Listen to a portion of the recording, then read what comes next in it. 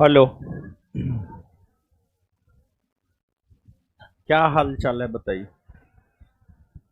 ठीक है। चलिए तो आइए।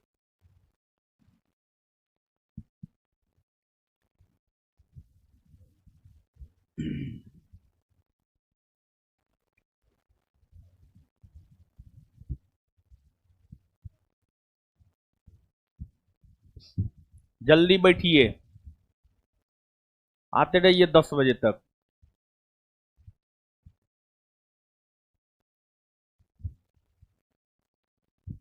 देखिए, ध्यान दीजिएगा। आपको एंशियंट हिस्ट्री के बाद जो है मेडेवल को छोड़कर सीधे तौर पर हम लोग मॉडर्न पे आ गए हैं। और आपको मॉडर्न में पहला चैप्टर चल रहा है। और मॉडर्न में जो पहला चैप्टर चल रहा है उस चैप्टर का नाम है भारत में यूरोपीय कंपनियों का आगमन। भारत में अनेकों यूरोपीय कंपनी आई।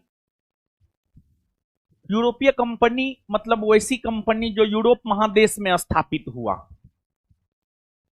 वैसी कंपनी जो यूरोप महादेश में स्थापित हुआ और वह कंपनी व्यापार करने के लिए भारत आई।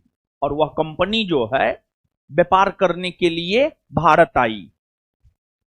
जैसे पुर्तगाली east India company, British east India company, Dutch east India company, फ्रांसीसी ईस्ट इंडिया कंपनी। तो भारत में है लड़का है। रोक दो तो। जो नहीं आ रहा है, जो समय से नहीं आ रहा है उसको रोक करके लेते हो तो यहाँ क्या नोटंकी लगा करके रखा है यार। है। हाँ रोक दो, रोको सबको रोको। नोटंकी लगा के रखती है।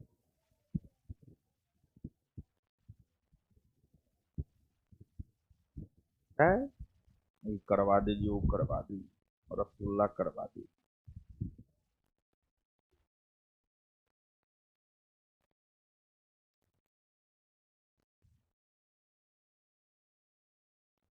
कौन सी का क्वेश्चन करवा दीजिए। है? कौन सी कौन के लिख करके भेजा है या भेजिए, कौन चीज का क्वेश्चन करवा दें, कहां से करवा दें। दीजिए जो क्वेश्चन करवाना है करवा देते हैं।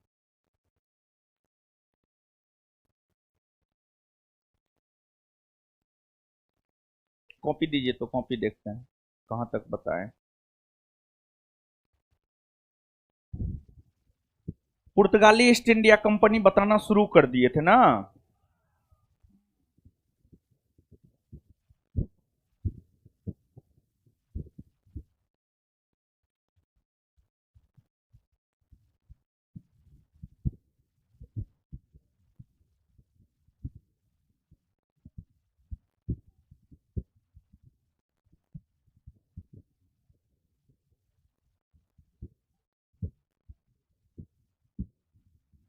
चलिए पकड़िए। देख लिए। तो हम लोग पुर्तगाली ईस्ट इंडिया कंपनी को देख रहे थे। पुर्तगाली ईस्ट इंडिया कंपनी को देख रहे थे। पुर्तगाली ईस्ट इंडिया कंपनी। देखिए ध्यान दीजिएगा बाबू। आपको अगर हम लोग देखें तो भारत में पुर्तगाली ईस्ट इंडिया कंपनी का आगमन हुआ। पुर्तगाली east India company, Dutch east India company, British east India company, Swedish east India company, Swedish east India company, फ्रांसीसी ईस्ट इंडिया कंपनी, फ्रांसीसी ईस्ट इंडिया कंपनी। ये तमाम यूरोपीय कंपनी है। और ये तमाम यूरोपीय कंपनी है जो भारत व्यापार करने के लिए आई। जैसे देखिए ना, अभी भारत में ही रिलायंस है, जियो है, एयरटेल है, ये सब संचार से संबंधित कंपनी है। इसके अलावे जो है हर क्षेत्र से संबंधित अलग अलग कंपनी है। तो उसी प्रकार से जो है पुर्तगाली east India company, Dutch east India company, British east India company, Swedish फ्रांसीसी, ये सभी यूरोप महादेश में स्थापित कंपनी थी। और ये सभी कंपनी भारत आई व्यापार करने के लिए। ये सभी कंपनी जो है भारत आई व्यापार करने के लिए, भारत व्यापार करने के लिए आई, भारत व्यापार करने के लिए आई। इन सभी यूरोपीय कंपनी में व्यापार करने के उद्देश्य से आने वाली जो प्रथम यूरोपीय कंपनी है वो पुर्तगाली है, और सबसे बाद में पुर्तगाली गई है। यानी सबसे पहले पुर्तगाली ईस्ट इंडिया कंपनी आई है और सबसे बाद में पुर्तगाली ईस्ट इंडिया कंपनी गई है। यानी सबसे ज्यादा वर्षों तक रहने का रिकॉर्ड पुर्तगाली ईस्ट इंडिया कंपनी के नाम ही दर्ज है।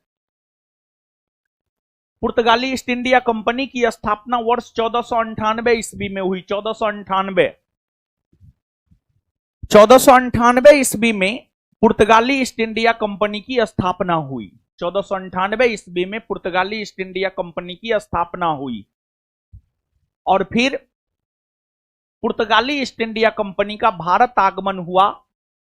1498 ईस्वी में पुर्तगाली ईस्ट इंडिया कंपनी की स्थापना हुई और फिर पुर्तगाली ईस्ट इंडिया कंपनी का भारत आगमन हुआ और पुर्तगालियों ने भारत में व्यापार करना शुरू किया। और पुर्तगालियों ने मसालों के व्यापार पर, मसाला समझते हैं ना, जो खाना बनाने में आप उपयोग करते हैं, लहसुन, अदरक, उसके बाद जो है धनिया, उसके बाद जो है आपको मिर्च हो गया, फिर हल्दी हो गया, फिर गोलकी हो गया, ये सब क्या है? गरम मसाला हो गया, मीट मसाला हो गया, ये सब मसाला है। तो मसालों के व्यापार पर एकाधिकार स्थापित करने को लेकर पुर्तगालियों ने भारत में अपना पहला व्यापारिक कोठी 1503 ईस्वी में खोला, 1503 में। और एक बात जानिए बाबू, 1526 ईस्वी में मुगल वंश की स्थापना हुई है। अगर हम लोग मुगल वंश की बात करें तो जो मुगल वंश है, मुगल वंश की स्थापना जो है आपको 1526 ईस्वी में हुई है। 1526 गौर फरमाइएगा आप यहां पे। जितना यूरोपीय कंपनी है ना, एक पुर्तगाल को छोड़कर अन्य सभी यूरोपीय कंपनी मुगल वंश के स्थापना के बाद ही आया है। देखिए, आपको जो है समझिएगा, मुगल वंश की अगर हम लोग बात करें तो जो मुगल वंश है, मुगल वंश की जो स्थापना हुई है, मुगल वंश की स्थापना वर्ष 1526 में हुई है। मुगल वंश की स्थापना की अगर हम लोग बात करें तो जो मुगल वंश की स्थापना है, मुगल वंश की स्थापना जो है वर्ष 1526 में हुई है। वर्ष 1526 में मुगल वंश की स्थापना हुई है। अब पुर्तगाली ईस्ट इंडिया कंपनी की स्थापना 1498 में हुई। डच ईस्ट इंडिया कंपनी की स्थापना 1602 में हुई। ब्रिटिश ईस्ट इंडिया कंपनी की स्थापना 1600 ईस्वी में हुई। फ्रांसीसी की स्थापना जो है 1664 में हुई, 1664 में हुई। स्वीडिश 1731। तो अब आप देखिएगा कि 1526 से पहले कौन एकमात्र यूरोपीय कंपनी की स्थापना हुई है? तो 1526 मुगल वंश की स्थापना हुई है। 1526 ईस्वी में मुगल वंश की स्थापना हुई है। मुगल वंश की स्थापना से पूर्व, मुगल वंश की स्थापना से पूर्व जिस एकमात्र यूरोपीय कंपनी की स्थापना हुई है और जो एकमात्र यूरोपीय कंपनी भारत आई है उसका नाम है आपको पुर्तगाली ईस्ट इंडिया कंपनी। उसके बाद जो भी अन्य यूरोपीय कंपनी है वो सभी यूरोपीय कंपनी अगर देखा जाए तो वो सभी यूरोपीय कंपनी मुगल वंश की स्थापना के बाद ही स्थापित हुआ है। मुगल वंश की स्थापना के बाद ही स्थापित हुआ है और मुगलों के बाद ही भारत आया है। समझ गए ना?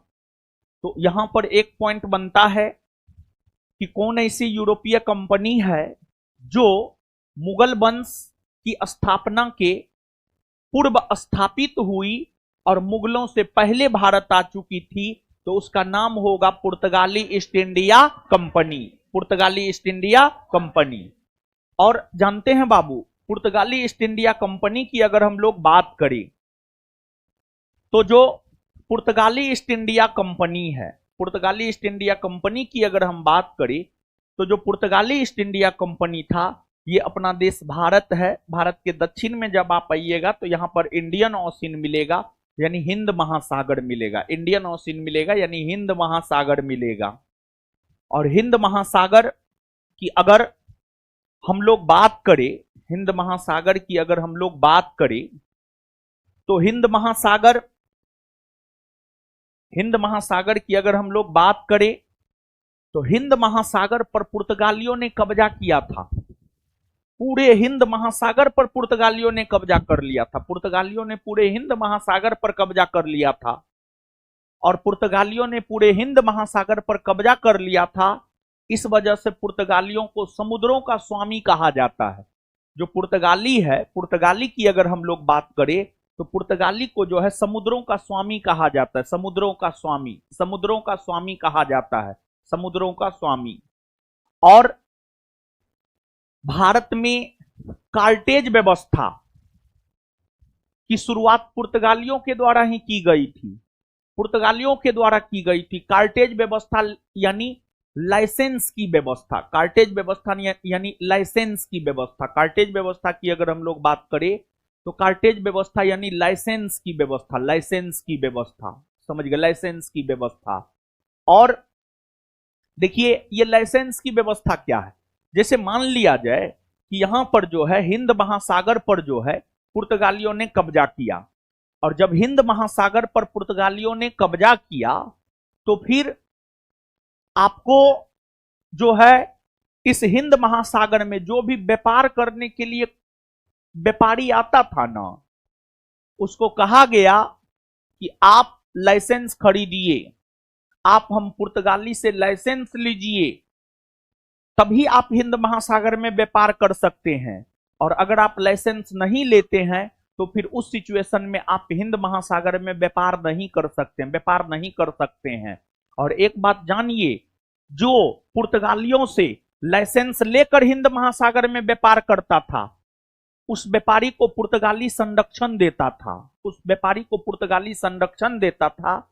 लेकिन जो व्यापारी मान लिया जाए कि बिना लाइसेंस के, बिना पुर्तगालियों से लाइसेंस के हिंद महासागर में व्यापार करता था तो उसको पुर्तगाली लूटने का भी काम किया करता था। उसको जो है पुर्तगाली लूटने का भी काम किया करता था, लूटने का भी काम किया करता था। तो ये जो लाइसेंस की व्यवस्था है, लाइसेंस की व्यवस्था को ही कार्टेज व्यवस्था कहा जाता है।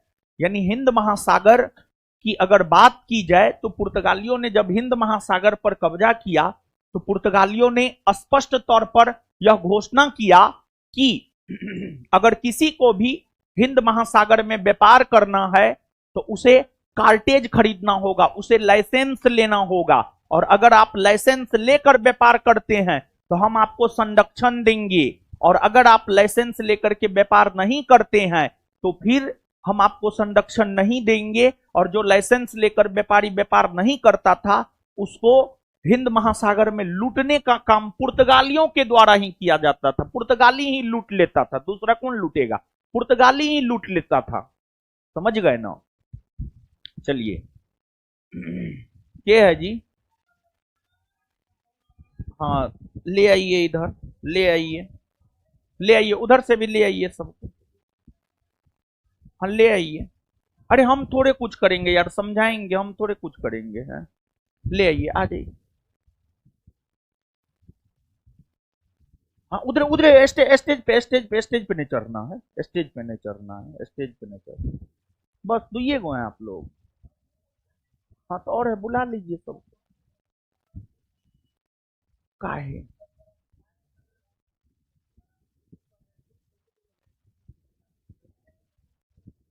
क्या?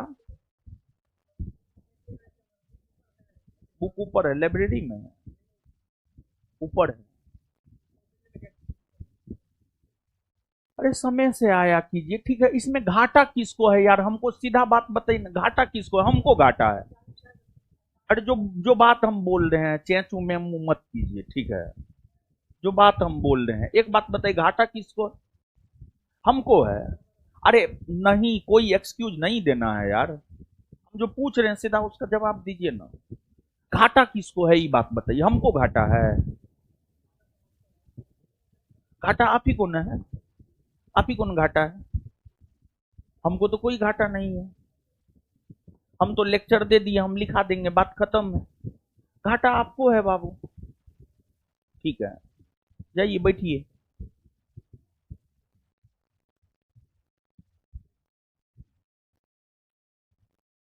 लिखिए।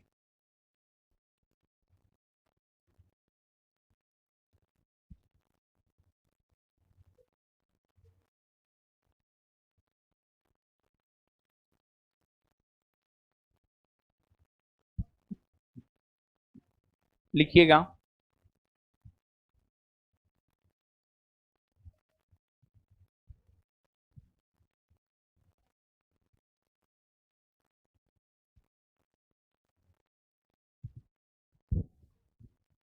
लिखिएगा।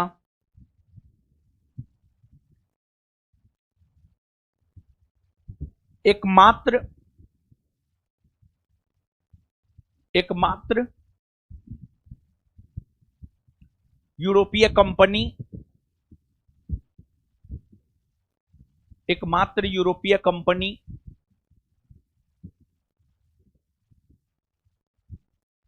एकमात्र यूरोपीय कंपनी पुर्तगाली,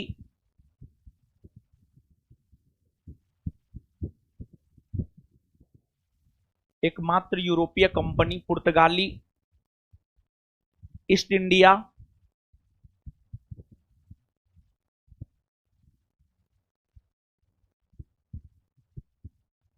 एकमात्र यूरोपीय कंपनी पुर्तगाली ईस्ट इंडिया कंपनी है,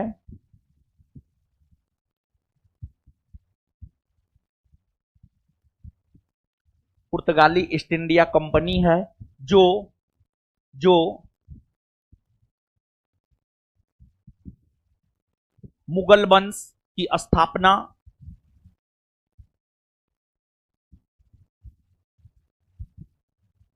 जो मुगल वंश की स्थापना के पूर्व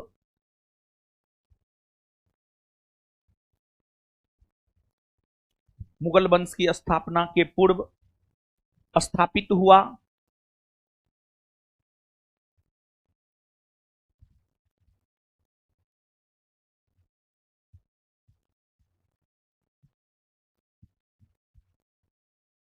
स्थापित हुआ,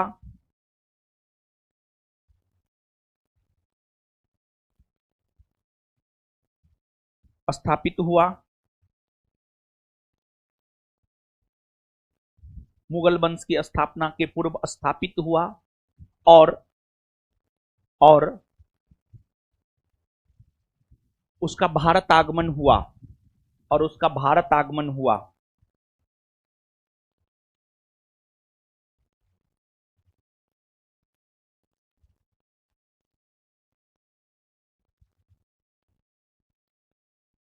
और उसका भारत आगमन हुआ, और उसका भारत आगमन हुआ, और उसका भारत आगमन हुआ। Full stop. नेक्स्ट पॉइंट लिखिएगा। पुर्तगालियों ने, पुर्तगालियों ने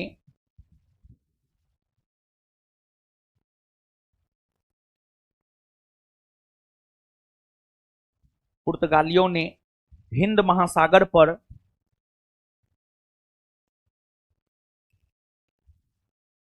पुर्तगालियों ने हिंद महासागर पर कब्जा किया,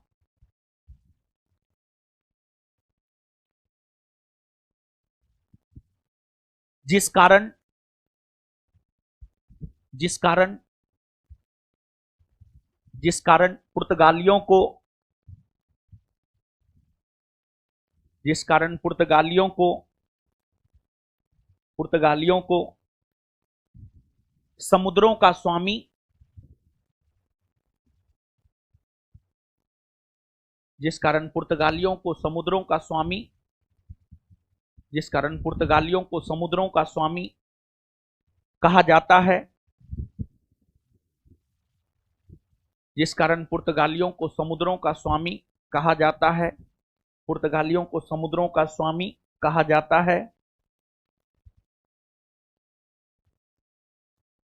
नेक्स्ट पॉइंट, भारत में कार्टेज व्यवस्था भारत में कार्टेज व्यवस्था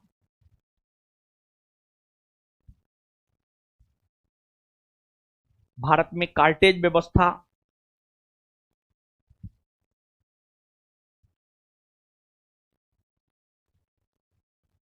की शुरुआत भारत में कार्टेज व्यवस्था की शुरुआत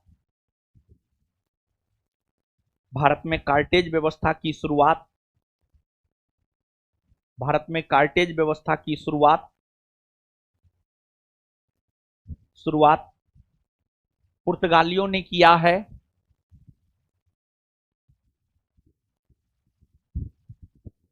भारत में कार्टेज व्यवस्था की शुरुआत पुर्तगालियों ने किया है। भारत में कार्टेज व्यवस्था की शुरुआत पुर्तगालियों ने किया है। अगर कोई व्यापारी अगर कोई व्यापारी अगर कोई व्यापारी अगर कोई व्यापारी पुर्तगालियों से अगर कोई व्यापारी पुर्तगालियों से कार्टेज लेकर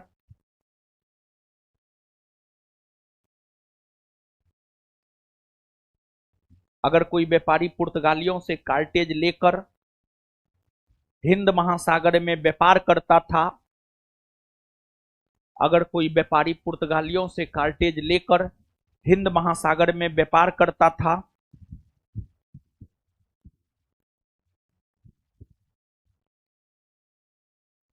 हिंद महासागर में व्यापार करता था तो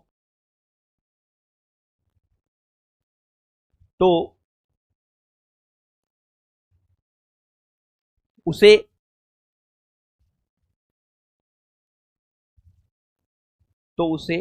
पुर्तगालियों के द्वारा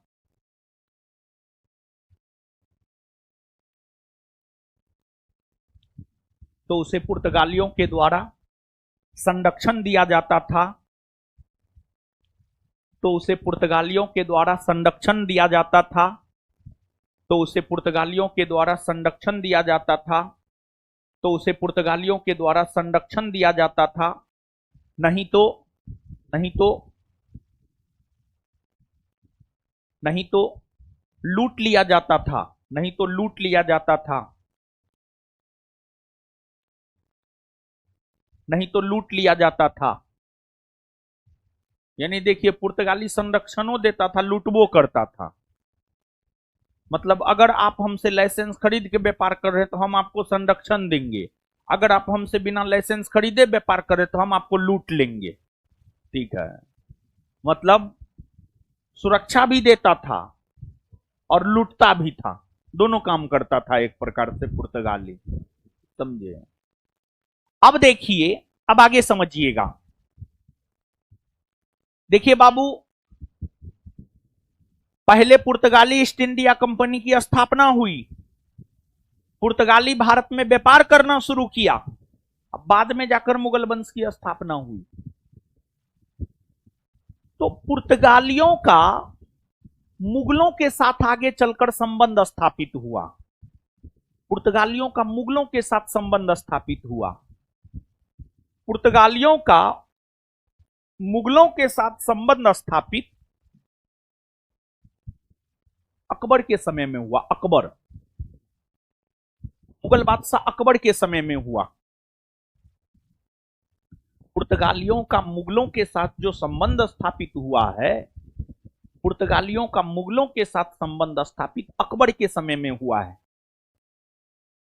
मुगल वंश की स्थापना जो है बाबर ने किया था। बाबर 1526 से 1530 ईस्वी तक गद्दी पर रहे। 1530 में बाबर का निधन हो गया। पुनः बाबर के बाद हुमायूं बादशाह बने। हुमायूं 1530 से 1540 और पुनः 1555 से 1556 के बीच शासक रहे। 1556 में हुमायूं का निधन हो गया। तत्पश्चात अकबर बादशाह बने। अकबर का शासनकाल 1556 से 1605। तो अकबर का जो शासनकाल है 1556 से 1605, 1556 ईस्वी से लेकर 1605 ईस्वी के बीच जो है अकबर का शासन रहा है। और अकबर को लेकर कहा जाता है कि अकबर साम्राज्यवादी शासक था। अपना साम्राज्य का विस्तार जब करना शुरू किया था तो गुजरात का अभियान अकबर ने किया था। और अकबर के गुजरात के अभियान को विश्व का सबसे द्रुतगामी या तेज गति से चलने वाला अभियान कहा जाता है। तो जो मुगल बादशाह अकबर है, अकबर के समय में ही पुर्तगालियों और मुगलों के बीच जो है संबंध स्थापित हुआ था। इस बात को भी जो है आपको याद रखना है। तो नीचे से आप एक और पॉइंट लिखिएगा। पुर्तगाली ईस्ट इंडिया कंपनी और मुगलों के बीच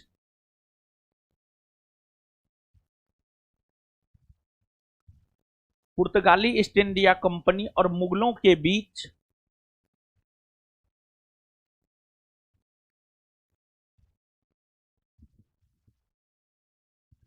पुर्तगाली ईस्ट इंडिया कंपनी और मुगलों के बीच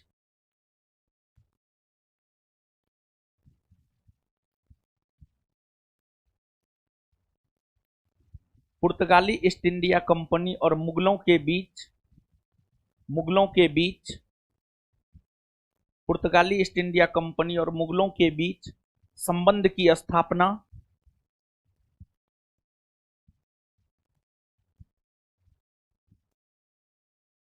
पुर्तगाली ईस्ट इंडिया कंपनी और मुगलों के बीच संबंध की स्थापना मुगल बादशाह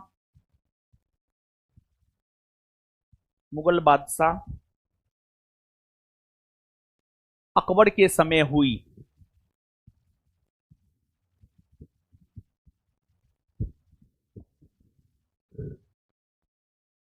मुगल बादशाह अकबर के समय हुई। मुगल बादशाह अकबर के समय हुई।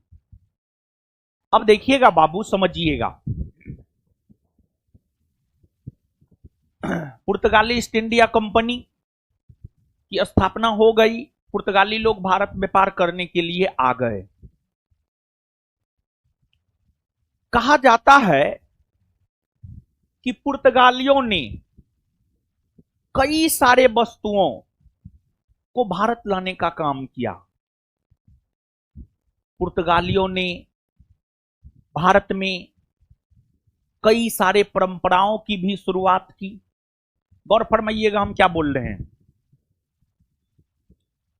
पुर्तगाली विदेशों से कई सारे वस्तु को भारत लाए। मक्का, आलू, तंबाकू, अमरूद, अनानास, ये सब चीज पुर्तगाली लोग भारत लाए। गौर फरमाइएगा। मक्का, तंबाकू, आलू, अमरूद, अनानास, ये सभी वस्तु अगर देखा जाए तो ये सभी वस्तु पुर्तगाली ही भारत लाए। मध्य अमेरिका से पुर्तगाली भारत लाए। फिर इसके अलावे पुर्तगालियों ने भारत में कई प्रकार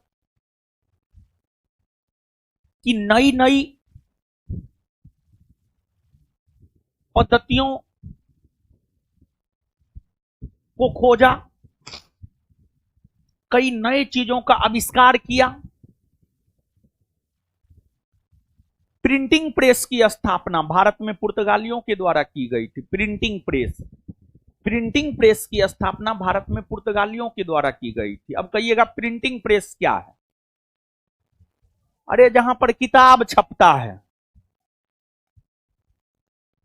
किताब प्रिंटिंग प्रेस में ही छपता है। किताब जो है, किताब प्रिंटिंग प्रेस में छपता है। और पुर्तगालियों के द्वारा ही भारत में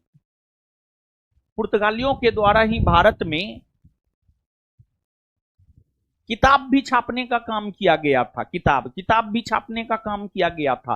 अकबर के समय किताब छापा गया था, पहला किताब। तो प्रिंटिंग प्रेस की स्थापना पुर्तगालियों के द्वारा भारत में की गई। जिस प्रिंटिंग प्रेस में किताब छपता है, उसकी स्थापना पुर्तगालियों के द्वारा भारत में की गई।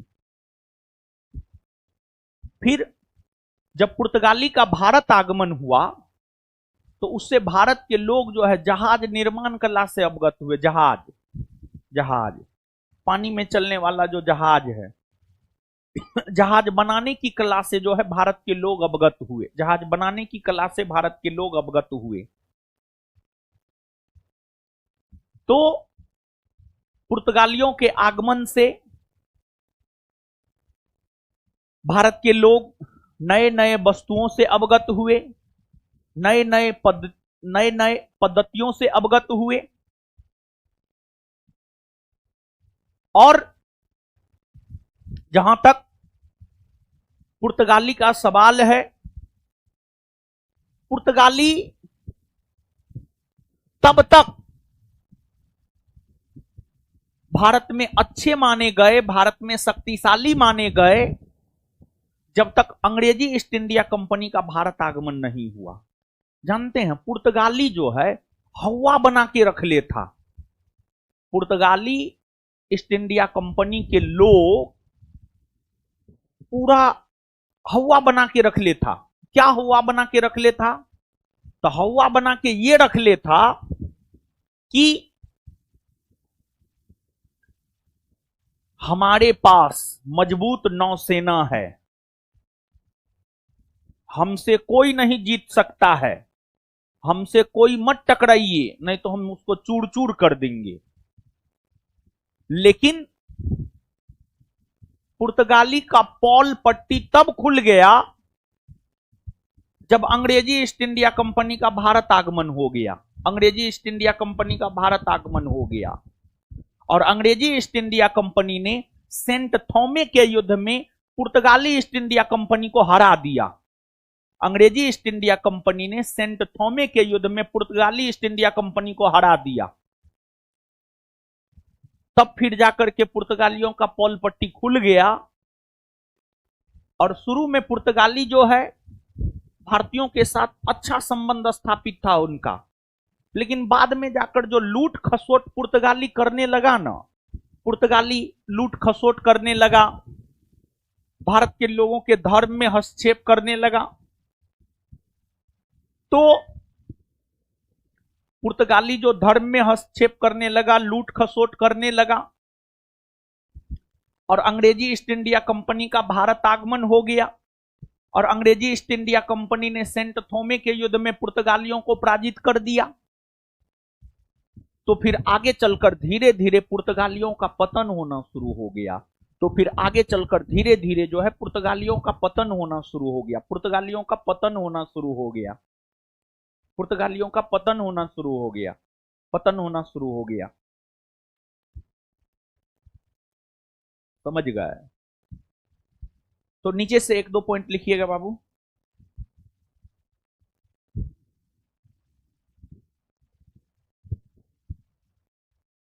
आलू, आलू, आलू, कोमा, तंबाकू,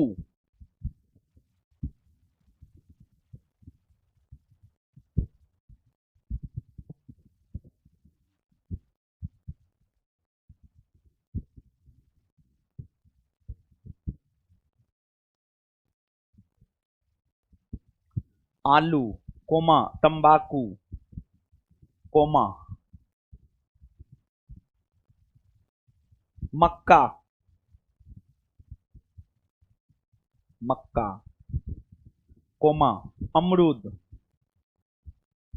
कोमा अनानास, अनानास, इत्यादि, इत्यादि, इत्यादि।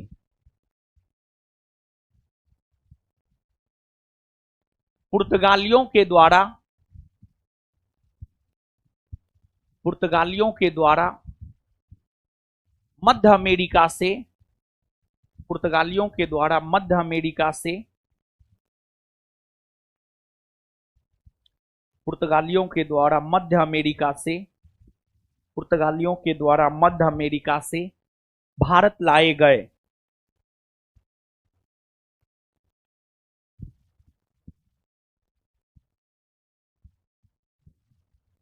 नेक्स्ट पॉइंट, पुर्तगालियों के भारत आगमन से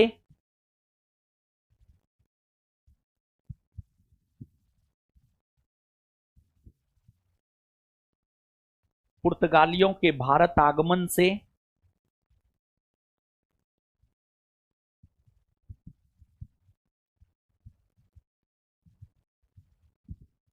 पुर्तगालियों के भारत आगमन से, पुर्तगालियों के भारत आगमन से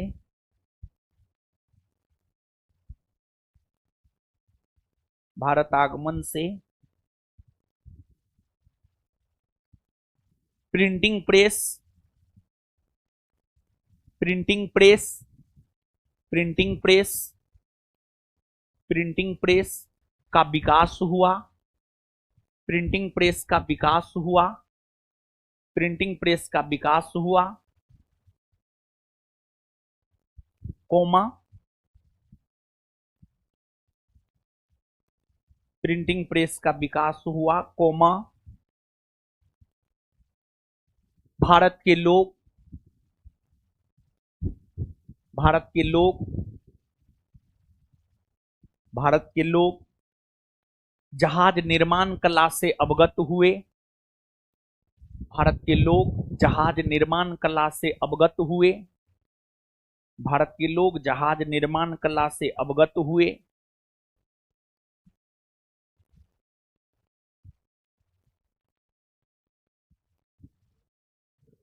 भारत के लोग जहाज निर्माण कला से अवगत हुए,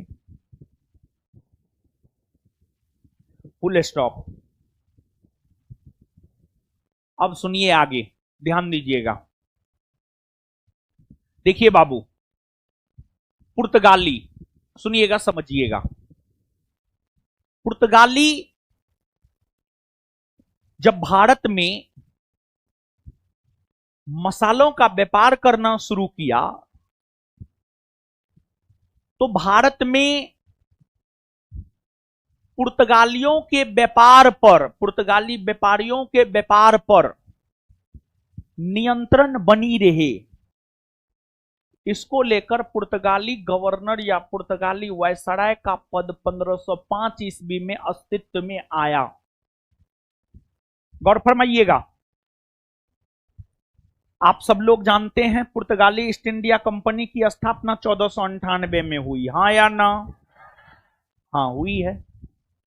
पुर्तगाली ईस्ट इंडिया कंपनी की स्थापना 1498 में हुई है। बोलिए, हुई है ना? पुर्तगाली लोग भारत व्यापार करने के लिए आए ना? कौन चीज के व्यापार पर एकाधिकार स्थापित किए? मसालों के व्यापार पर एकाधिकार स्थापित किए। और पुर्तगालियों ने केरल के कोचीन में 1503 ईस्वी में अपना पहला व्यापारी कोठी खोला। खोला ना? खोला। तो अब पुर्तगाली लोग व्यापार करने लगे। जब पुर्तगाली लोग व्यापार करने लगे तो भारत में जो पुर्तगालियों के द्वारा व्यापार किया जा रहा था, पुर्तगाली ईस्ट इंडिया कंपनी के द्वारा व्यापार किया जा रहा था, भारत में जो पुर्तगाली ईस्ट इंडिया कंपनी के द्वारा व्यापार किया जा रहा था, उस व्यापार पर नियंत्रण बनाए रखने को लेकर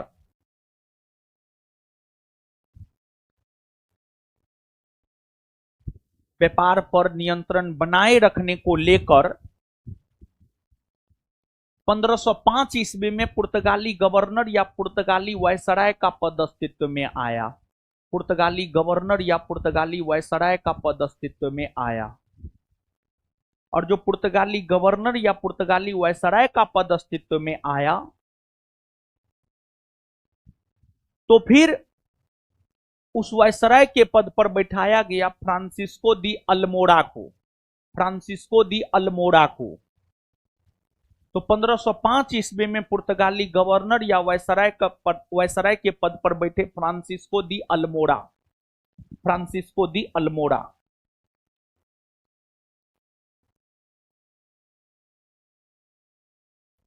फ्रांसिस्को दी अल्मोड़ा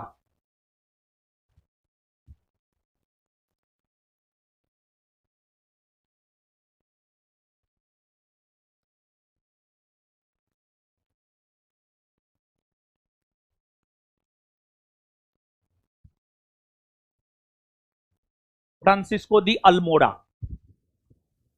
फ्रांसिस्को दी अल्मोड़ा जो है 1505 से 1509 ईस्वी तक, फ्रांसिस्को दी अल्मोड़ा जो है 1505 से 1509 ईस्वी तक पुर्तगाली गवर्नर या पुर्तगाली वायसराय के पद पर है। पुर्तगाली गवर्नर या पुर्तगाली वायसराय के पद पर है।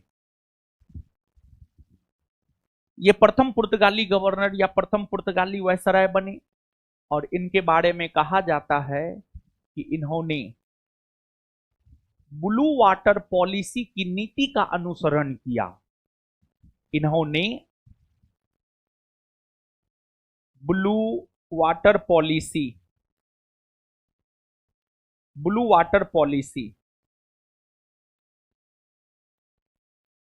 वाटर पॉलिसी के नीति का अनुसरण किया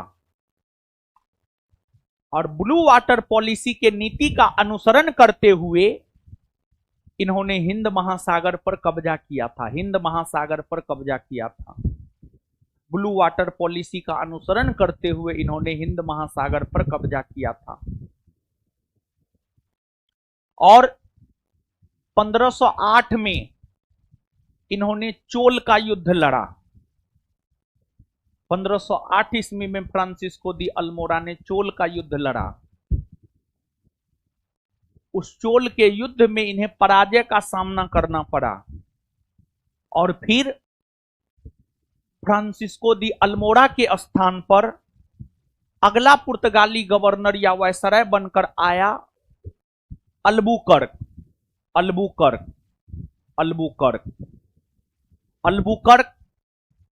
दूसरा पुर्तगाली गवर्नर या वायसराय बनकर आया। अल्बुकर्क दूसरा पुर्तगाली गवर्नर या वायसराय बनकर आया। अल्बुकर्क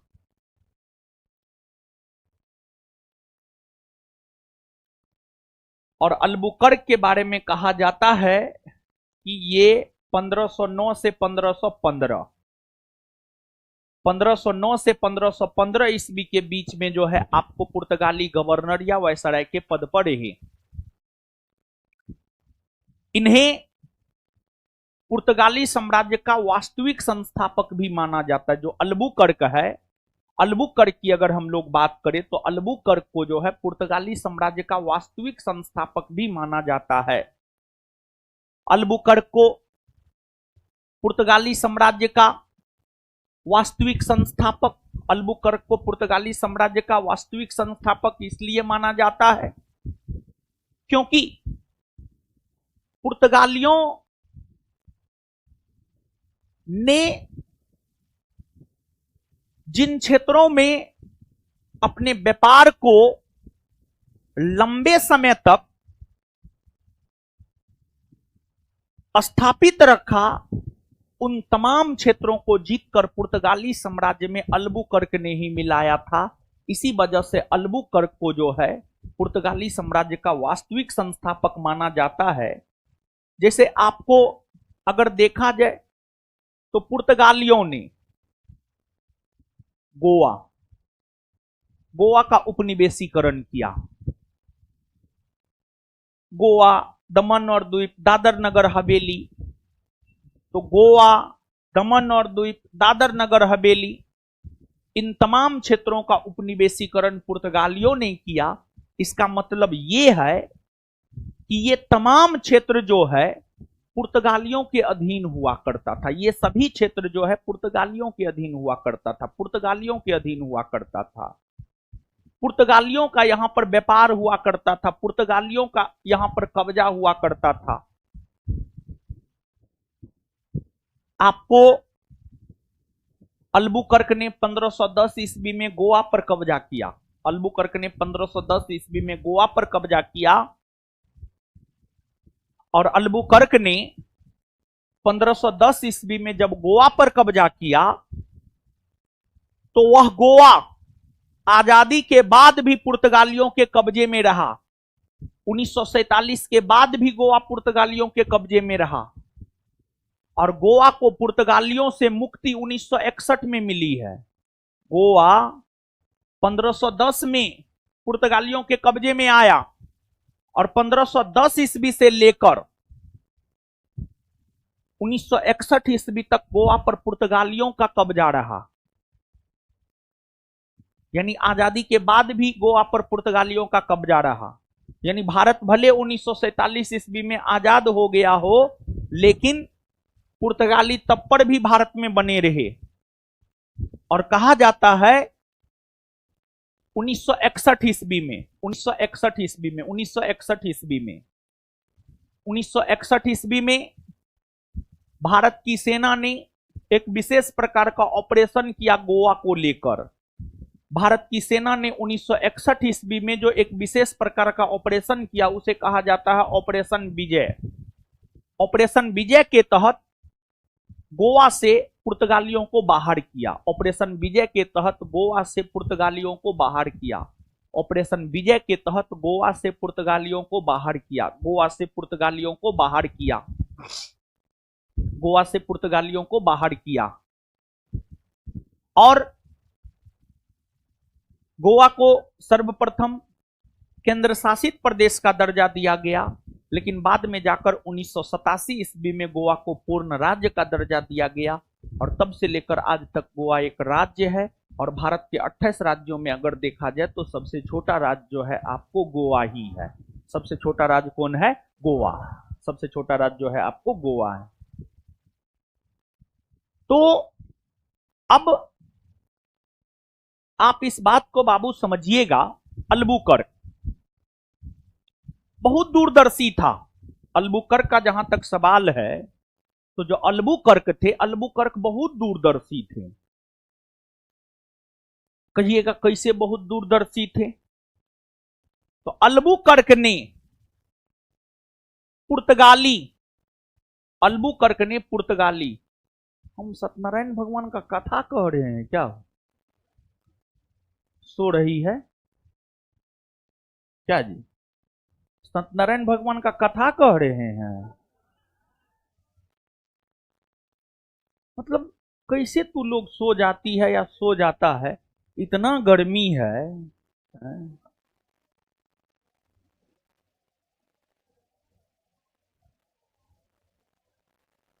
हजारों के भीड़ में सो जाती है, मतलब शर्म उरम न है?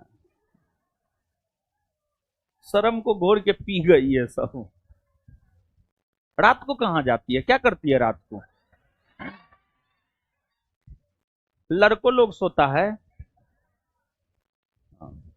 रात को बढ़िया से सो लिया कीजिए।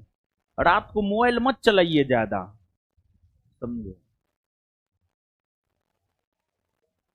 रात को छे छे करेगी मोबाइल पे। मोबाइल चलेगी रात को तो क्या होगा? यही ना होगा। चलिए सुनिए, क्या बोल रहे थे जी? हाँ, अल्बुकर्क बहुत दूरदर्शी था।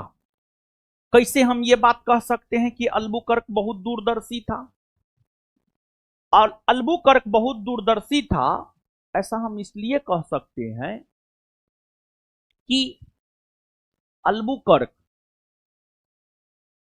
पुर्तगाली पुरुष, अल्बुकर्क पुर्तगाली पुरुष, अल्बुकर्क पुर्तगाली पुरुष को प्रेरित किया कि आप भारतीय महिला के साथ विवाह कीजिए। जैसे पुर्तगाली लोग भारतीय महिला के साथ विवाह करता तो पुर्तगाली और भारतीयों के बीच वैवाहिक संबंध स्थापित हो जाता, और जब पुर्तगाली और भारतीयों के बीच वैवाहिक संबंध स्थापित हो जाता तो फिर भारत के लोग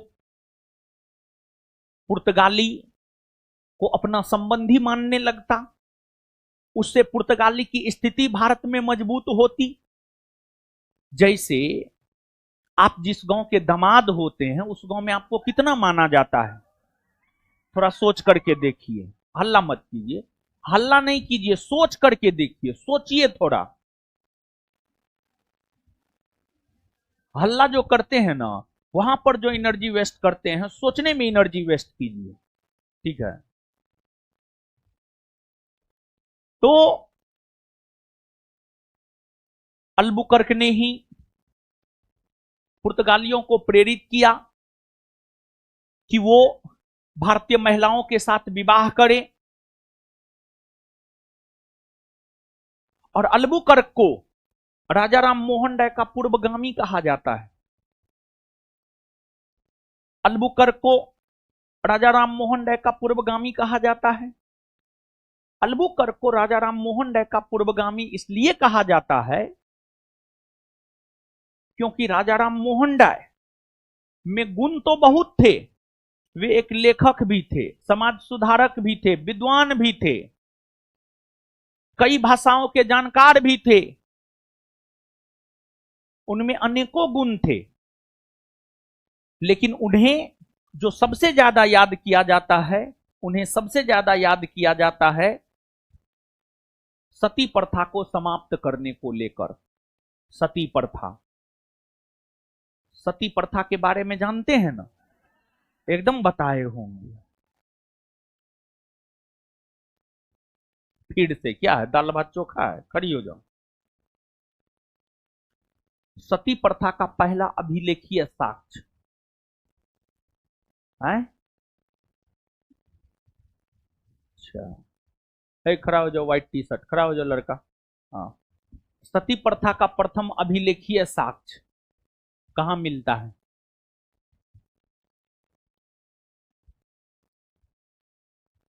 चश्मा, खड़ी हो जाओ। सती प्रथा का प्रथम अभिलेखीय साक्ष्य कहां मिलता है?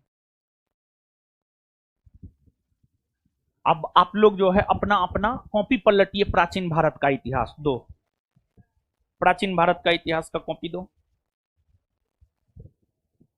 कॉपी नहीं लाया है? हाँ, प्राचीन भारत का इतिहास का कॉपी दो, दो कॉपी दो, दिखाते हैं।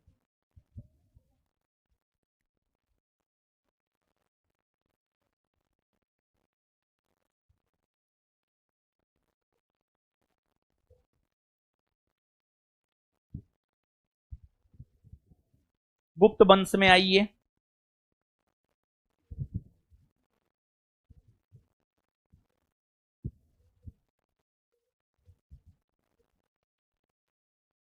गुप्त वंश में आइए, गुप्त वंश।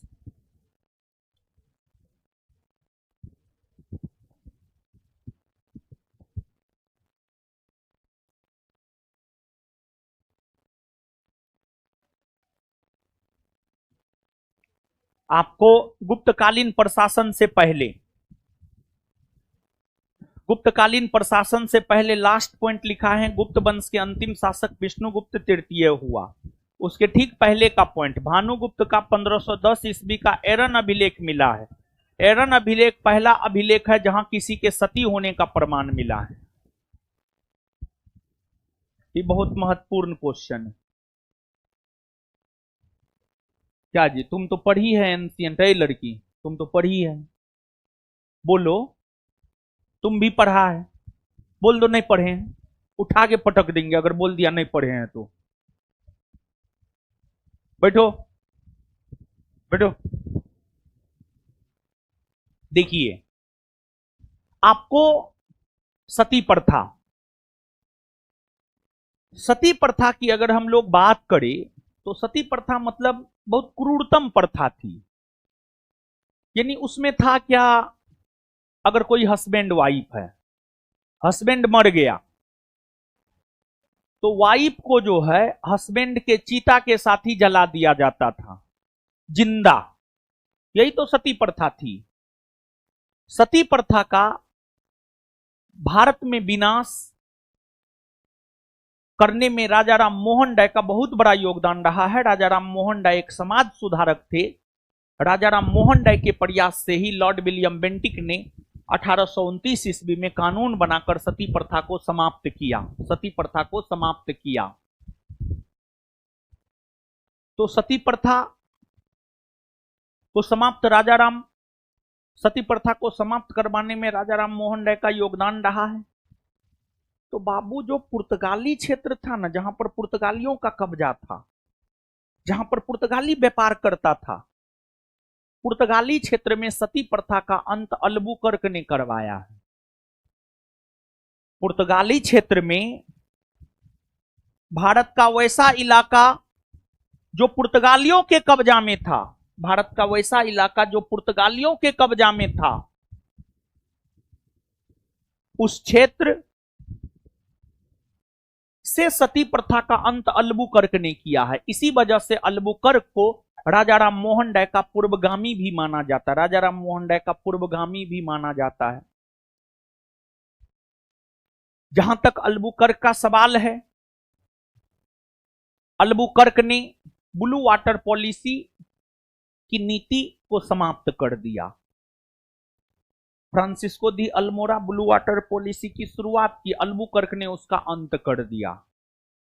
लेकिन अल्बुकर्क पुर्तगालियों की स्थिति को भारत में पहले की तुलना में ज्यादा मजबूत बनाया। अल्बुकर्क पुर्तगालियों की स्थिति को भारत में पहले की तुलना में ज्यादा मजबूत बनाया। इसी वजह से अल्बुकर्क को भारत में पुर्तगाली साम्राज्य का वास्तविक संस्थापक भी माना जाता, वास्तविक संस्थापक। समझे कुछ? नीचे से लिखिए।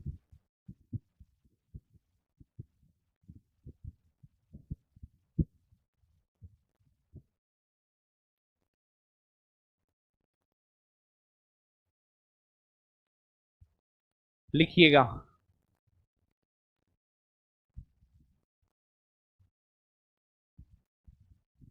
लिखिएगा।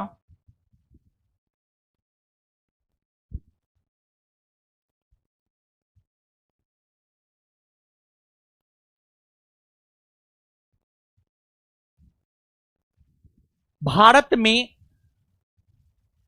भारत में भारत में हो रहे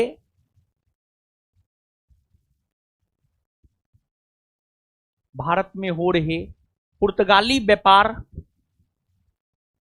भारत में हो रहे पुर्तगाली व्यापार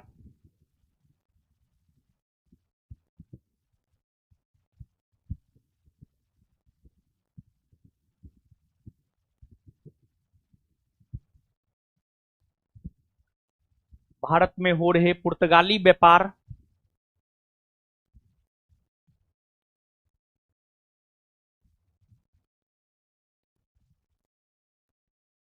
भारत में हो रहे पुर्तगाली व्यापार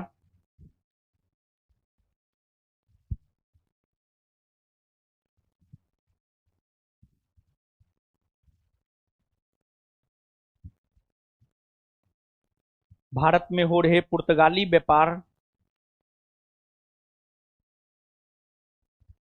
भारत में हो रहे पुर्तगाली व्यापार पर पर नियंत्रण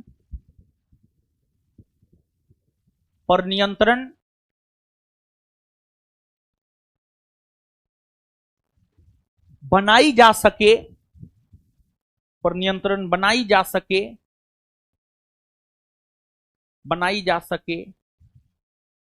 कोमा, इसको लेकर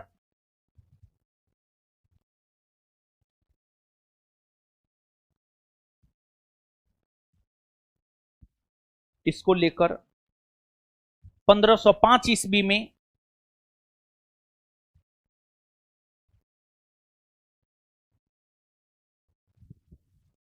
1505 ईस्वी में पुर्तगाली गवर्नर या वायसराय का पद आया।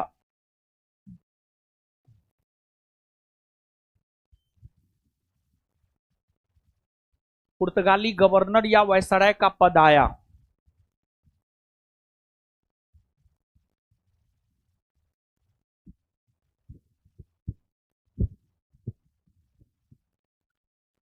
पुर्तगाली गवर्नर या वायसराय का पद आया। Full stop. पुर्तगाली गवर्नर या वायसराय का पद आया। Full stop.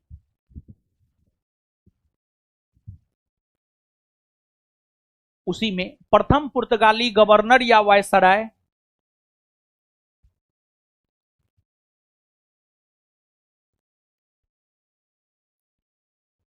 प्रथम पुर्तगाली गवर्नर या वायसराय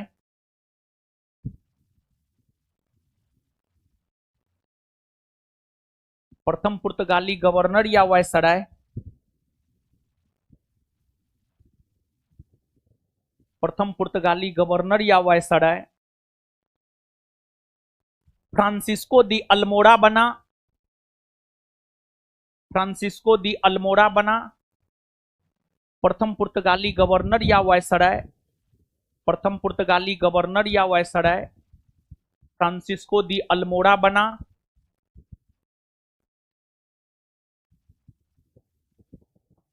फ्रांसिस्को दी अल्मोड़ा बना जो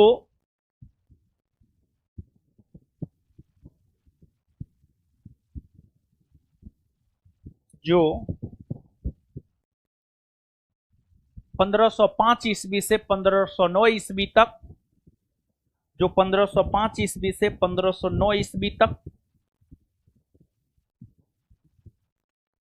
जो 1505 ईस्वी से 1509 ईस्वी तक पद पर रहे।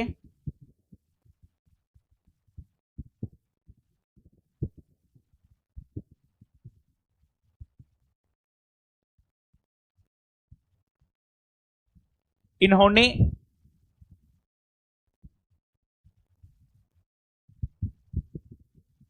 इन्होंने ब्लू वाटर पॉलिसी इन्होंने ब्लू वाटर पॉलिसी इन्होंने ब्लू वाटर पॉलिसी के नीति की शुरुआत की। इन्होंने ब्लू वाटर पॉलिसी के नीति की शुरुआत की। इन्होंने ब्लू वाटर पॉलिसी के नीति की शुरुआत की। इस नीति के तहत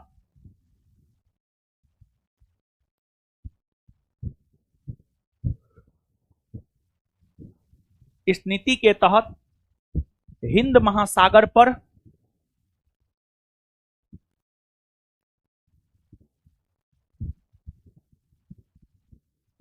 इस नीति के तहत हिंद महासागर पर कब्जा इस नीति के तहत हिंद महासागर पर कब्जा किया गया।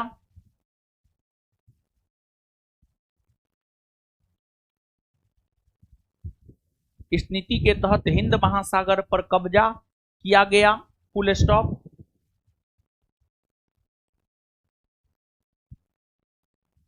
आगे चलकर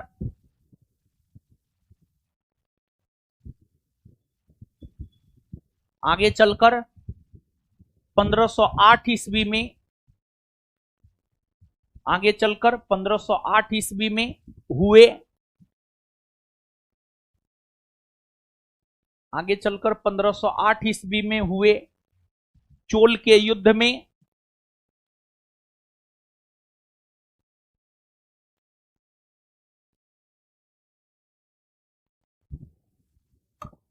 आगे चलकर 1508 ईस्वी में हुए चोल के युद्ध में फ्रांसिस्को दी अल्मोड़ा को फ्रांसिस्को दी अल्मोड़ा को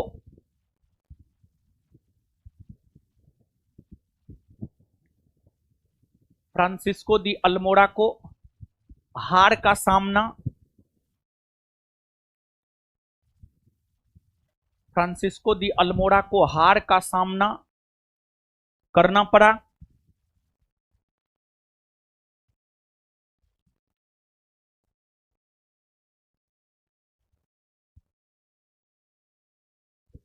नेक्स्ट पॉइंट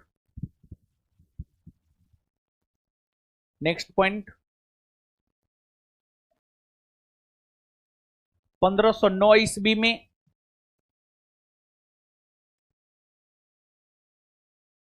1509 ईस्वी में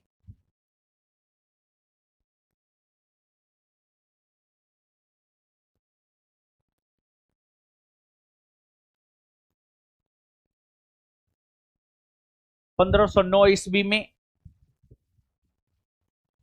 1509 ईस्वी में 1509 ईस्वी में द्वितीय पुर्तगाली गवर्नर या वायसराय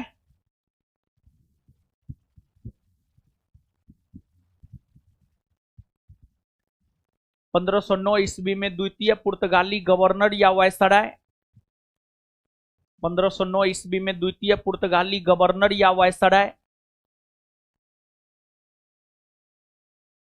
अल्फांसो दी अल्बुकर्क बने। अल्फांसो दी अल्बुकर्क बने।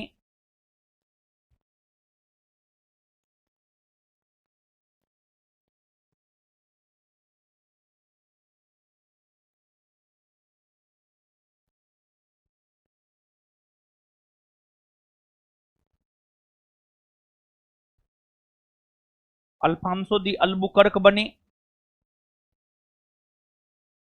अल्फांसो दी अल्बुकर्क बने।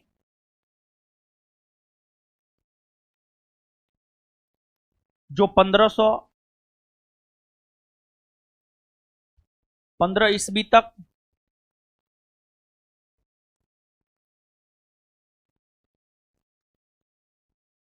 जो 1515 ईस्वी तक गद्दी पर रहे।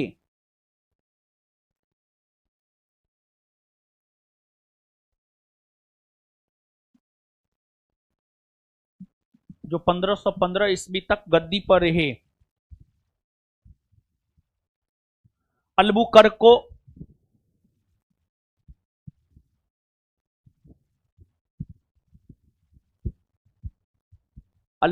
को पुर्तगाली साम्राज्य का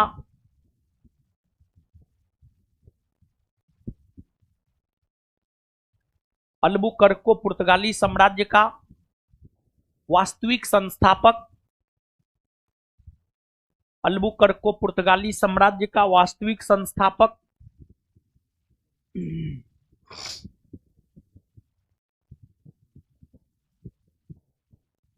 अल्बुकर्क को पुर्तगाली साम्राज्य का वास्तविक संस्थापक माना जाता है।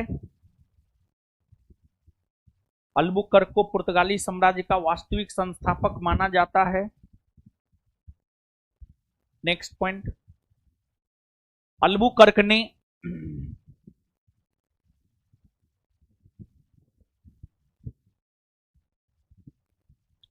अल्बुकर्क ने 1510 ईस्वी में अल्बुकर्क ने 1510 ईस्वी में अल्बुकर्क ने 1510 ईस्वी में अल्बुकर्क ने 1510 ईस्वी में अल्बुकर्क ने 1510 ईस्वी में बीजापुर के सुल्तान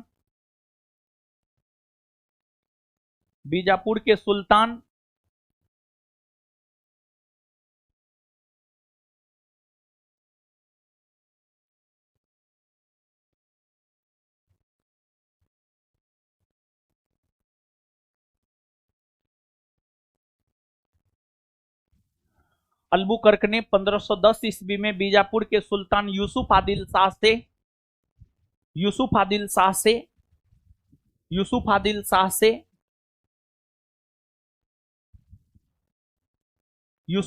शाह से गोवा छीन लिया।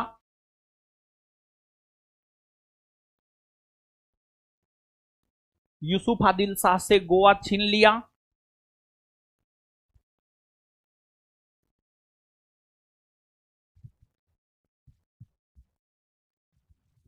Full stop. पुर्तगालियों ने, नेक्स्ट पॉइंट, अगला पॉइंट, पुर्तगालियों ने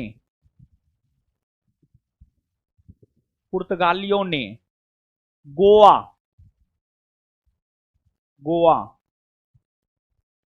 कोमा दमन और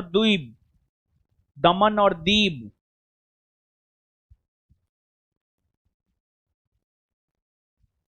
पुर्तगालियों ने गोवा कोमा दमन और दीव कोमा दादर नागर हवेली,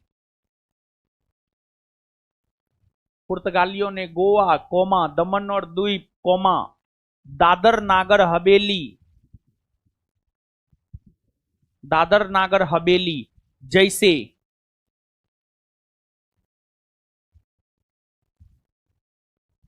भारतीय क्षेत्रों का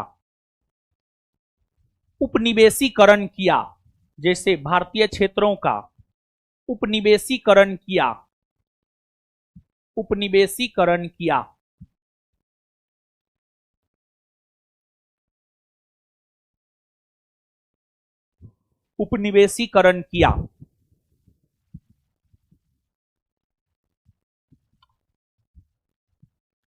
उसी में आजादी के बाद भी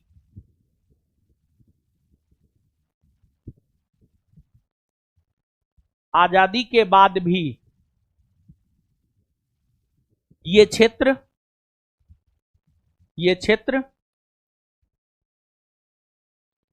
आजादी के बाद भी ये क्षेत्र पुर्तगालियों के अधीन रहा। आजादी के बाद भी ये क्षेत्र पुर्तगालियों के अधीन रहा। आजादी के बाद भी ये क्षेत्र पुर्तगालियों के अधीन रहा। आजादी के बाद भी ये क्षेत्र पुर्तगालियों के अधीन रहा। लेकिन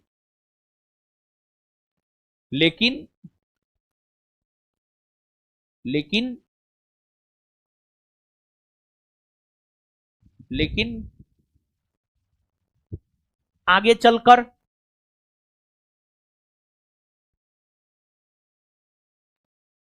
चलकर भारत की सेना ने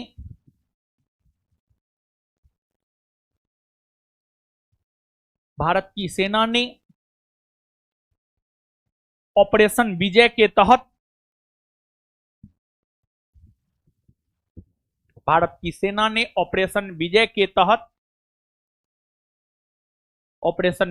तहत पुर्तगालियों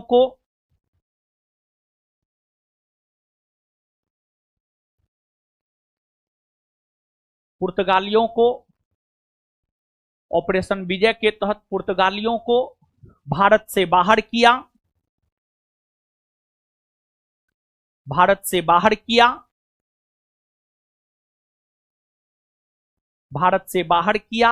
तथा गोवा जैसे क्षेत्रों को भारत में मिलाया।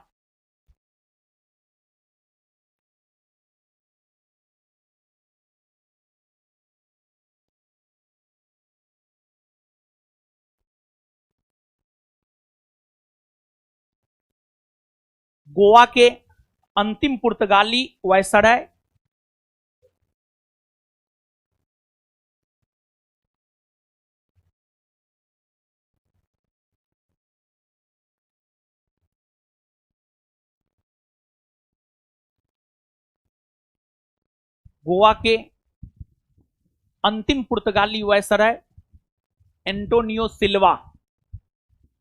गोवा के अंतिम पुर्तगाली वायसराय एंटोनियो सिल्वा। गोवा के अंतिम पुर्तगाली वायसराय एंटोनियो सिल्वा। गोवा के अंतिम पुर्तगाली वायसराय एंटोनियो सिल्वा। गोवा के अंतिम पुर्तगाली वायसराय एंटोनियो सिल्वा। गोवा के अंतिम पुर्तगाली वायसराय एंटोनियो सिल्वा हुए।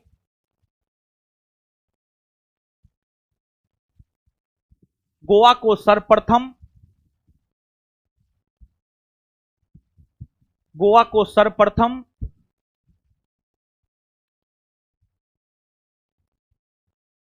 केंद्र शासित प्रदेश का दर्जा, गोवा को सर्वप्रथम केंद्र शासित प्रदेश का दर्जा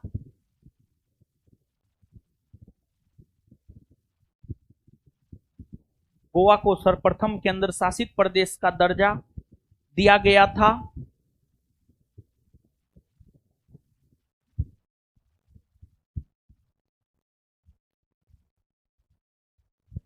लेकिन आगे चलकर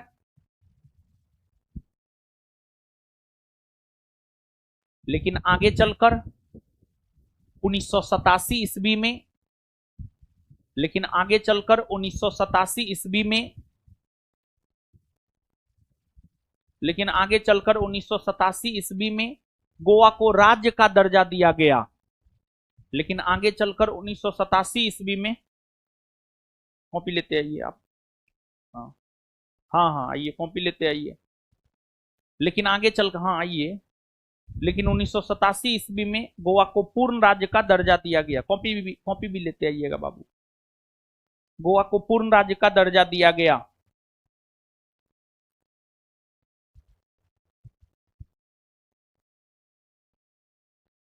चलिए अगला पॉइंट लिखिएगा बाबू, अगला पॉइंट लिखिएगा। अल्बुकर्क ने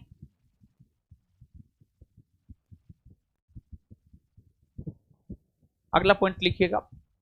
अल्बुकर्क ने अल्बुकर्क ने अल्बुकर्क ने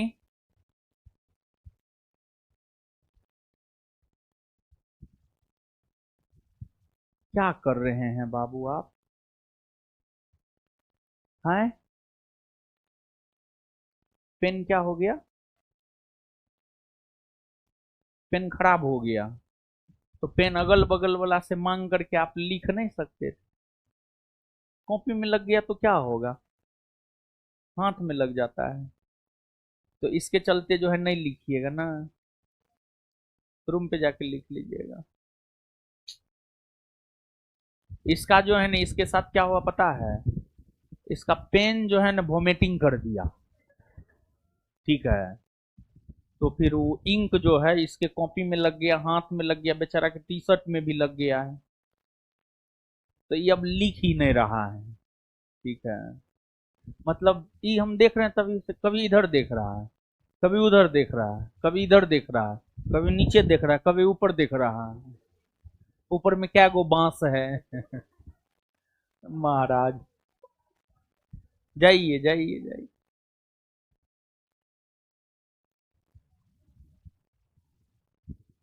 चलिए ये सब बहाना है। अल्बुकर्क ने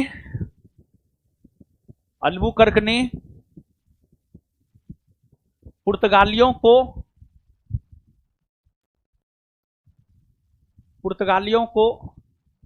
प्रेरित किया कि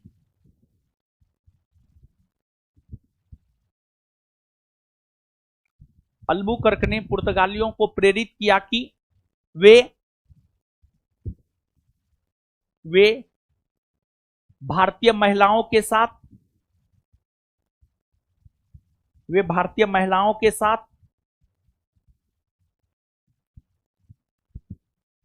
विवाह करे।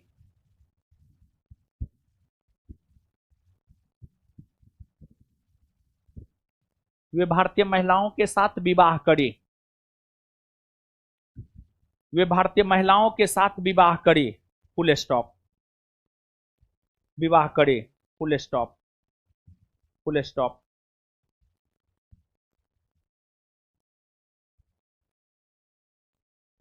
Next point. अल्बुकर्क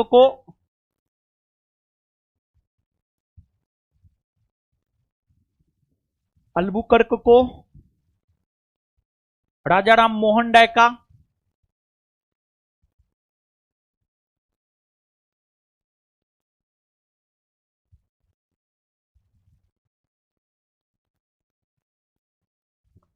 अल्बुकर्क को राजा राम मोहन राय का पूर्वगामी,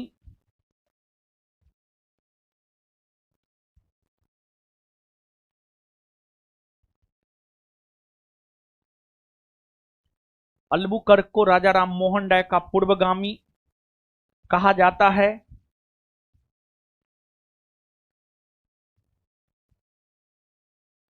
क्योंकि क्योंकि क्योंकि क्योंकि पुर्तगाली क्योंकि पुर्तगाली शासित क्षेत्र से, पुर्तगाली शासित शासित शासित पुर्तगाली, हे भगवान, क्योंकि पुर्तगाली शासित क्षेत्र से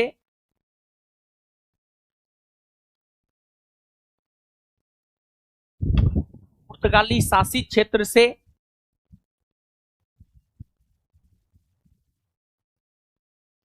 सती प्रथा का अंत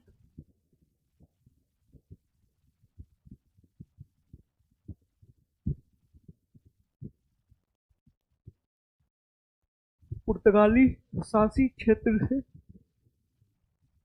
सती प्रथा का अंत अल्बुकर्क ने किया था।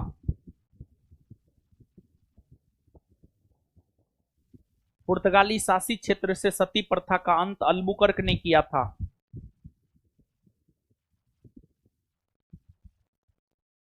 अल्बुकर्क ने किया था, फुल स्टॉप। चलिए, जितना समझाए हैं लिखाए हैं, पढ़िए तो पढ़िए।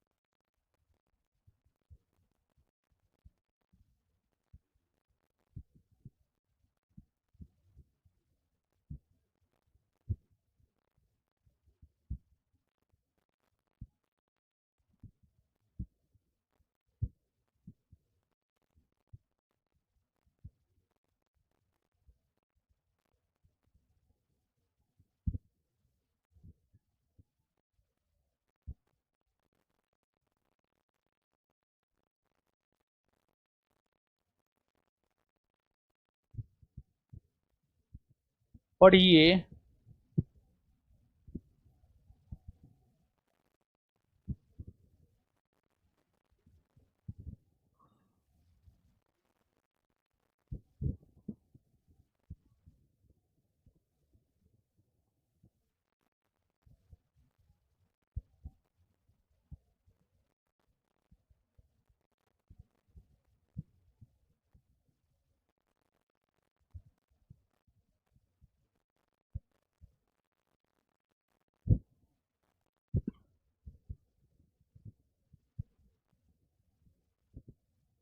क्या हुआ?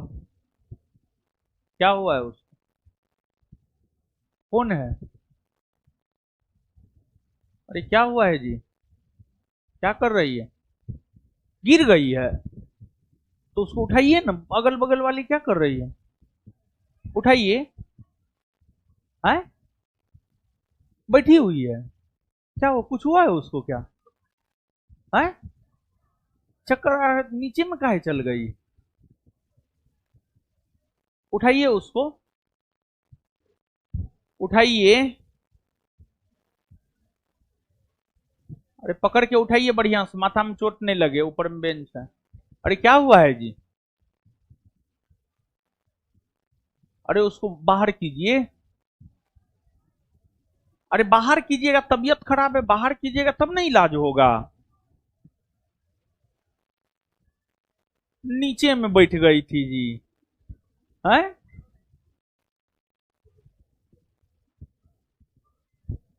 हंस रही है, उसको चक्कर आ रहा है, वो तो हंस रही है।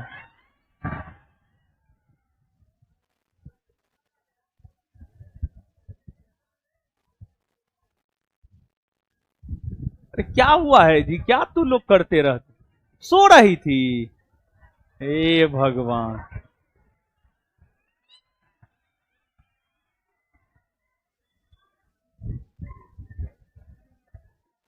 मतलब डेस्क के नीचे बैठ करके सो रही थी आराम से। वाह। गर्मी नहीं लग रहा था जी?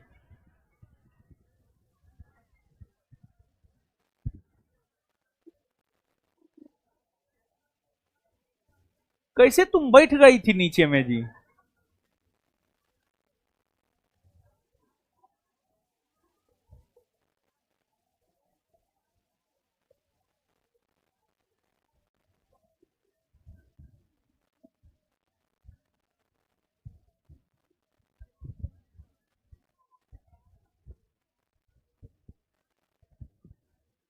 सच में उसका तबीयत खराब है कि वैसे ये टाइम पास कर रही है? पानी पिलाइए उसको।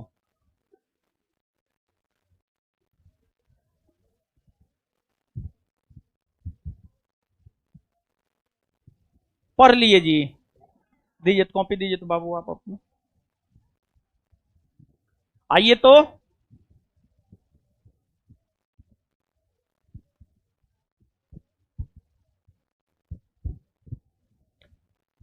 कौन एकमात्र यूरोपीय कंपनी है जो मुगल वंश की स्थापना के पूर्व स्थापित हुआ और उसका भारत आगमन हुआ है? पुर्तगाली ना। मुगल वंश की स्थापना के पूर्व भारत आगमन कौन कंपनी का हुआ? मुगल वंश की स्थापना के पूर्व कौन कंपनी की स्थापना? पुर्तगाली ना। हिंद महासागर पर कब्जा कौन किया था है? किसे समुद्रों का स्वामी कहा जाता? भारत में कार्टेज व्यवस्था की शुरुआत किसने किया? पुर्तगाली ना। पुर्तगाली ईस्ट इंडिया कंपनी और मुगलों के बीच संबंध की स्थापना कौन बादशाह के समय हुई? कौन बादशाह के समय? अकबर ना। आलू, तंबाकू, मक्का, अमरूद, अनानास, ये सब किसके द्वारा भारत लाया गया? किसके द्वारा? किसके भारत आगमन से भारत में प्रिंटिंग प्रेस का विकास हुआ? जहाज निर्माण कला का विकास हुआ? भारत में हो रहे पुर्तगाली व्यापार पर नियंत्रण बनाई जा सके, इसको लेकर कब पुर्तगाली गवर्नर या वायसराय का पद आया? 1500। प्रथम पुर्तगाली गवर्नर या वायसराय कौन बना? फ्रांसिस्को दी अल्मोड़ा पद पर कब से कब तक रहा? 1505 से 1500। ब्लू वाटर पॉलिसी की नीति की शुरुआत किसने किया? ब्लू वाटर पॉलिसी की नीति की शुरुआत किसने की? फ्रांसिस्को दी। इस नीति के तहत हिंद महासागर पर कब्जा किया। चोल का युद्ध कब हुआ है? 1500। 1509 में द्वितीय पुर्तगाली गवर्नर या वायसराय कौन बना? अल्फांसो दी। 1509 में द्वितीय पुर्तगाली गवर्नर या वायसराय कौन बना? Alfonso de Albuquerque. और अल्फांसो दी अल्बुकर्क कब से कब तक गद्दी पर रहा? 1509 से 1515। किसे पुर्तगाली साम्राज्य का वास्तविक संस्थापक माना जाता है? किसे पुर्तगाली साम्राज्य का वास्तविक संस्थापक माना जाता? किसे माना जाता है? किसने बीजापुर के सुल्तान यूसुफ आदिल शाह से गोवा छीन लिया?